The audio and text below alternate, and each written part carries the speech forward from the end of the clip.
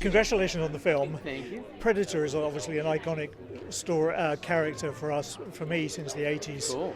And seeing him back on screen, how in this film you expand on the Predator universe and give the Predators a personality and a society.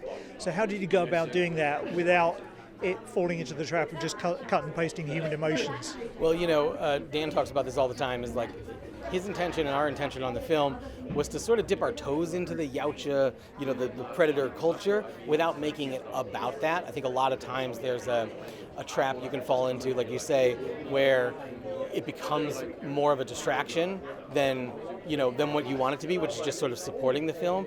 And obviously we don't want to just map human emotions onto it. So it was sort of important to find, like, okay, what is a yautja or a predator, like, how do they emote? You know what I mean? They're much different than the way that we are. So it has to be relatable to us, but also has to sort of like honor the characters we've seen on screen. The last thing we want is to say, like, remember these predators you've seen in other Predator films? Well, they actually all have feelings. It's not quite that. It's more like these predators in the other Predator films, they have lives too.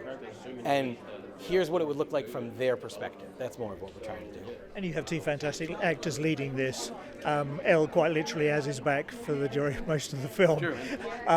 What was it like having them bring this whole thing to life without a single human character in it? I mean, it was a challenge for sure, because anytime you don't have human characters, you're like, okay, you got to make sure now that you don't have the humans, are you going to be able to identify with the other characters in the film? If we are asking audiences to identify with an alien character, with a classic movie monster, you have to make sure that, like, you bring the tools for that, right? Like, you bring the performances and you bring the story that's going to allow you to relate to it. And we were really happy when we screened the first 13 minutes or so at Comic-Con in San Diego, that people, like 5,000 people in the room, they were like responding to that idea. Because if you don't like sort of get on board with that in the setup, then it's not going to work for the rest of the film. But fortunately, so far, we've seen people get on board with it.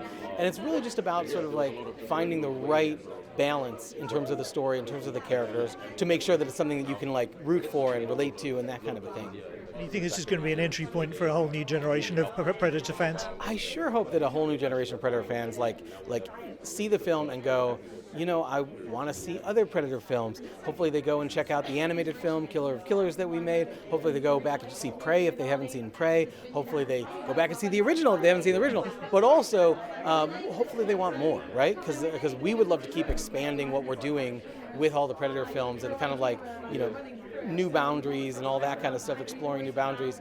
And if we find a new generation of Predator fans, there's also going to be like a new generation of movie fans, and that's like what we all want. Oh, fantastic. Congratulations Thank again. you very much. Great to meet you. Ladies and gentlemen, you're watching Hey You Guys! Hey, you guys! Hey, you guys! Hey, that's what they all say. Hey, you guys! Hey!